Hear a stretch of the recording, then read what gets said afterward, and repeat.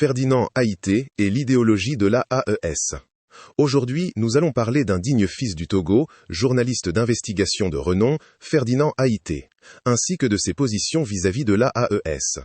Disons-le sans détour, Ferdinand Haïté est un journaliste courageux.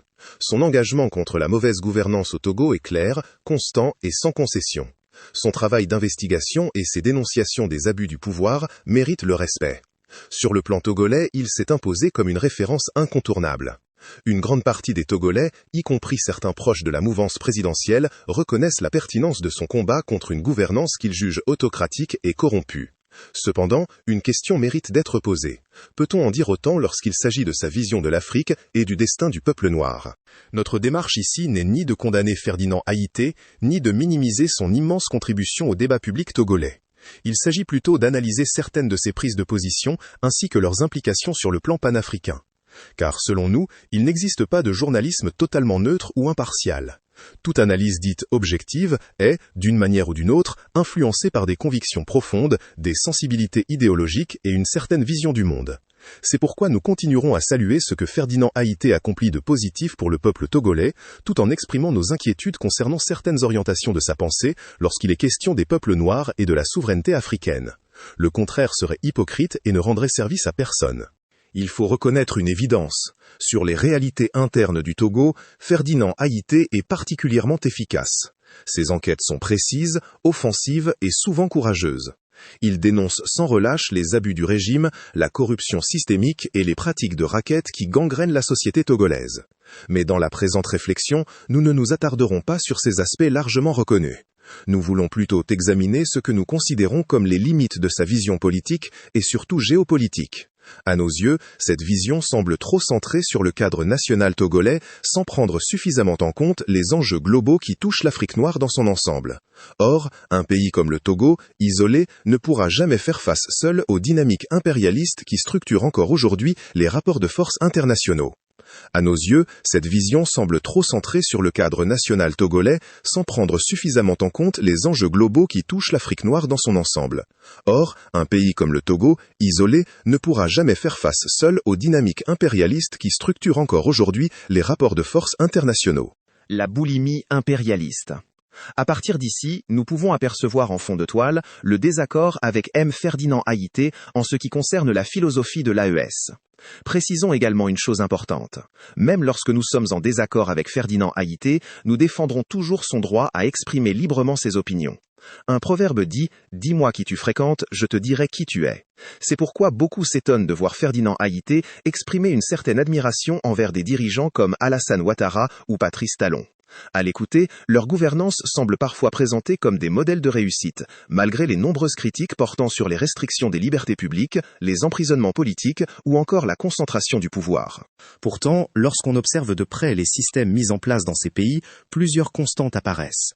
Un enrichissement important des multinationales et des intérêts étrangers, un endettement massif à travers des projets d'infrastructure, une concentration des richesses entre les mains d'élites locales et étrangères. Et, parallèlement, une paupérisation croissante des populations. Certes, ces régimes réalisent des infrastructures visibles et modernes, mais une question fondamentale demeure. Ces réalisations profitent-elles réellement aux masses populaires ? Selon nous, la réponse est largement négative. Derrière des indicateurs économiques parfois impressionnants se cache souvent une réalité plus brutale. La richesse produite quitte massivement le continent, tandis que les peuples héritent des dettes et des sacrifices. C'est précisément ici que se situe notre principal désaccord avec Ferdinand Haïté concernant l'AES.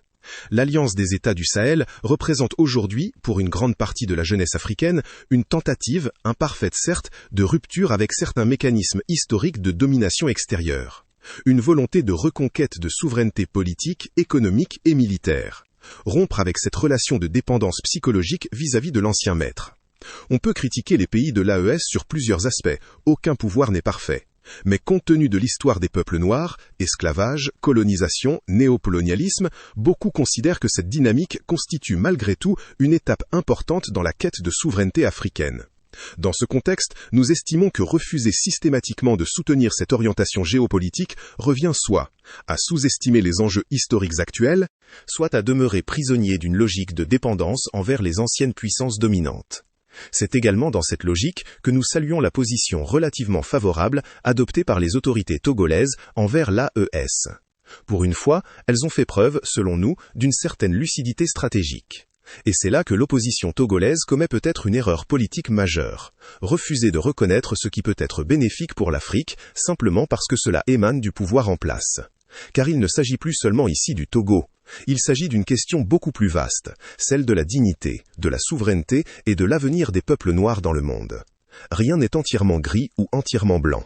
Nous devons avoir l'honnêteté intellectuelle de reconnaître ce qui est bon, même lorsqu'il vient de nos adversaires politiques, tout comme nous devons être capables de critiquer ceux que nous admirons lorsque cela est nécessaire.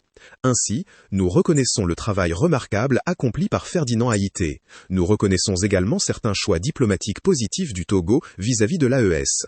Mais nous continuons à nous interroger sur les raisons qui poussent Ferdinand Haïté à rester aussi distant vis-à-vis de cette dynamique panafricaine de l'AES, malgré l'adhésion que cela suscite chez une grande partie de la jeunesse africaine. Est-ce un désaccord idéologique sincère, une divergence stratégique, ou l'influence de certains contextes liés à son exil et à ses soutiens actuels? Chacun restera libre d'en juger. L'Afrique traverse une période décisive de son histoire. Les peuples noirs, partout dans le monde, cherchent à retrouver leur dignité, leur souveraineté et leur capacité à décider par eux-mêmes de leur avenir. En bref, sortir de la dépendance politique, économique et culturelle. Dans ce contexte, les débats sont nécessaires, même lorsqu'ils opposent des personnes engagées pour des causes légitimes. Ferdinand Haïté demeure un journaliste courageux et respectable, mais cela n'interdit pas la critique de certaines de ses positions sur les enjeux panafricains. Il est donc essentiel que ces débats restent guidés par une volonté sincère de libération collective et non par des réflexes hérités de systèmes qui ont longtemps maintenu le continent dans la dépendance. Comme le dirait Kokoussi en pleine forêt dans la nuit profonde, la maison brûle. Ce n'est pas le moment de dormir. Saignez les reins avec vos alakas. Nous avons un incendie à éteindre. Globo haha, vive l'Afrique, vive un peuple noir uni, conscient et solidaire.